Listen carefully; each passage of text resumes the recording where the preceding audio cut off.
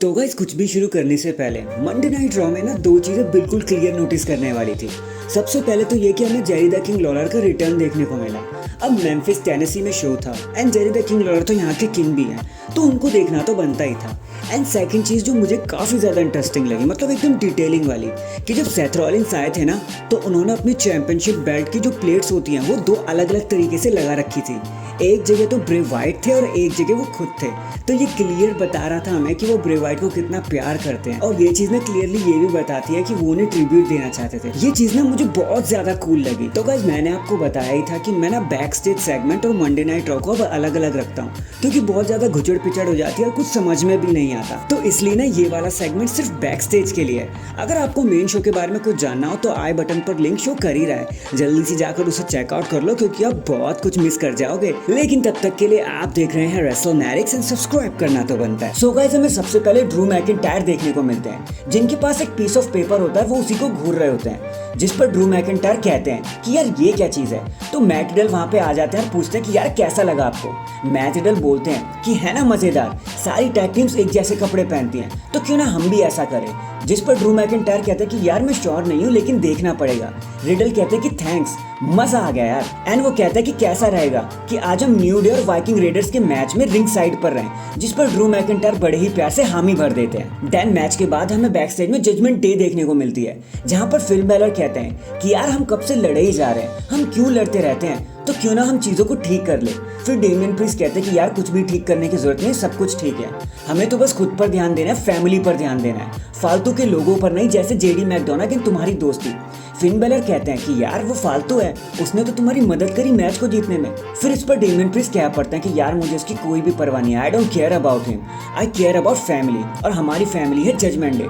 इसके बाद वहाँ पर रिया रिप्ली आ जाती है और कहते हैं कि यार क्या बार बार लड़ते रहते हो, अगर जजमेंट डे को स्ट्रॉन्ग मानते हो ना तो उसे स्ट्रॉन्ग दिखाओ। इस सैटरडे में केओ एंड सैमी ज़ेन को हराकर साबित कर दो कि जजमेंट डे अब भी एक स्ट्रॉन्ग फैक्शन है, इसे कोई भी नहीं हिला सकता। वैसे फिलहाल की बात करें तो सिर्फ मामी एंड डॉम डॉम ही जजमेंट डे को स्ट्रॉन्ग बनाए हुए हैं। अब आप लोग भी कुछ कर लो, Finn Balor and Damian Priest. इसके बाद ये सेगमेंट यहीं पर एंड हो जाता है। देन हमें एक और बैक स्टेज सेगमेंट देखने को मिलता है, जहाँ पे Kofi Kingston and Drew McIntyre होते हैं। ड्रू मैकिंटायर पूछते हैं कि यार एक्जेवियर वुड्स कैसे, उनको ज्यादा लगी तो नहीं। तो कॉफी कहता है कि यार वो अच्छे हो जाएंगे एंड चिंता मत करो। हम जानते हैं कि ड्रू मैकिंटायर आपने वो स्टील चेयर जानबूझ के नहीं फेंका था। जिसके बाद ड्रू कहते हैं कि यार अब तुम भी चिंता मत करो, क्योंकि अगले हफ्ते मैं और रिडल वाइकिंग रेडर्स को देख लेंगे।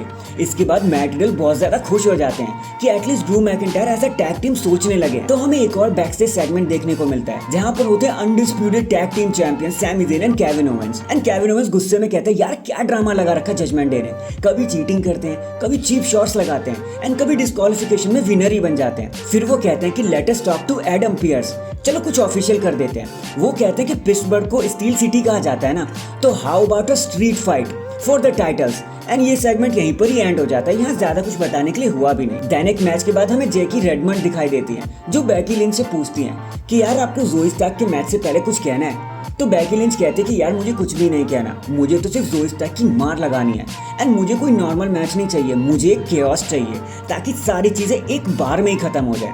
खैर बेकी लिंच तो हमेशा ऐसी ही बात करती हैं। लेकिन मैच से पहले एक और बैक स्टेज सेगमेंट हमारा वेट कर रहा है, जहाँ पे hall of famer Trish stratus होती हैं एंड ज़ोई स्टार्क भी होती हैं। तो ट्रिश स्ट्रैटस कहते हैं यार बेकी कितनी ज़्यादा बेवकूफ़ है, उनको फॉल्स काउंट एनीवेयर करना है एक ऐसे सुपरस्टार के सामने जो एक फास्टेस्ट राइजिंग सुपरस्टार है। ट्रिश स्ट्रैटस कहते हैं कि चलो भाई आज दिखाई देते हैं बेकी लिंच को कि हम भी किस खेत की मूली हैं। जिस पर ज़ोई स्टार्क कह पड़ते हैं कि यार मैं प्रॉमिस करती हूँ कि आज मैं बेकी लिंच को इतना तो छोड़ ही दूंगी कि ट्रिश स्ट्रैटस भी उन्हें हरा सके।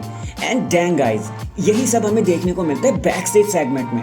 तो गाइज जल्दी से चैनल को लाइक एंड सब्सक्राइब कर लिया करो, क्योंकि ये 2 पार्ट में वीडियो आती है ना, तो मैं चाहता हूँ कि आपको बिल्कुल डिटेल्ड में पता रहे कि बैक स्टेज में भी आखिर हुआ क्या। एंड चैनल पर नया है तो चैनल को जल्दी से लाइक एंड सब्सक्राइब कर दो। बाकी मैं मिलता हूँ आपसे किसी और अपडेट के साथ, तब तक के लिए अपना ख्याल रखें और खुश रहें।